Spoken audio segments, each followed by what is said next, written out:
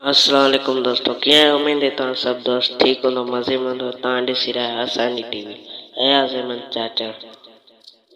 सिंधी अदाकारनि ऐं ड्रामनि जी बायोग्राफी ॾिसण जे लाइ सिर्फ़ु असांजे चैनल खे सब्सक्राइब कंदा ऐं लाइक कंदा ऐं कमेंट कंदा ऐं शेयर कंदा तव्हां दोस्तनि जी वॾी महिरबानी थींदी।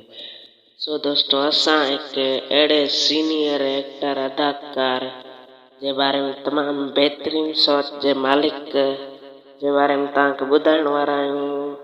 मजू सतार लाड जे बारे में तव्हांखे ॿुधाइण वारा आहियूं। तमामु बहितरीन का अदाकार आहे, एक्टर राइटर। तव्हांखे हुनजी ज़िंदगी जे बारे में तव्हांखे ॿुधाइण वारा आहियूं। त तव्हांखे ॿुधाईंदासीं त किथां जो आहे ऐं कहिड़े शहर सां तालुकात रखे थो ऐं हुनजो फस्ट ड्रामो कहिड़ो हुयो। तव्हांखे ॿुधाईंदो हलां त मजू सतार लाड जो फस्ट ड्रामो एक्शन वारो ड्रामो फस्ट कहिड़ो हुयो। तव्हांखे ॿुधाईंदो हलां त मजू सतार लाड जो फस्ट ड्रामो हुयो पत्थर दुनिया, जंहिंमें तमामु वॾी मोट मिली। पहिरियों सतार हुयो उर्फ मजू सतार लाड थी वियो। तमामु बहितरीन सोच जो मालिक।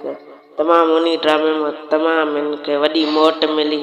तमामु एक्शन वारो ड्रामो हुयसि पत्थर दुनिया ऐं पंहिंजा परावा।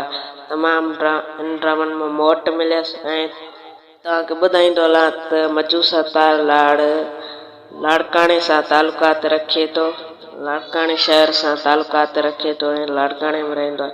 नंढपण खां ई लाड़काणे में ई रहंदो आहे। तमामु बहितरीन अदाकार आहे, राइटर आहे, हिन वक़्तु डायरेक्टर बि आहे। खोड़ सारियूं फिल्मूं बि उन जी डायरेक्टरी में थियूं आहिनि। ड्रामे तमामु बहितरीन अदाकार आहे, तमामु बहितरीन सोच जो मालिक आहे। सो दोस्तों, अहिड़े ई अदाकारनि जूं बायोग्राफियूं ॾिसण जे लाइ असांजे चैनल खे कंदा सब्सक्राइब ऐं लाइक ऐं कमेंट ऐं शेयर। तव्हां दोस्तनि जी वॾी महिरबानी थींदी शेयर कंदा त। सो दोस्तों, मिलंदासीं नेक्स्ट वीडियो में।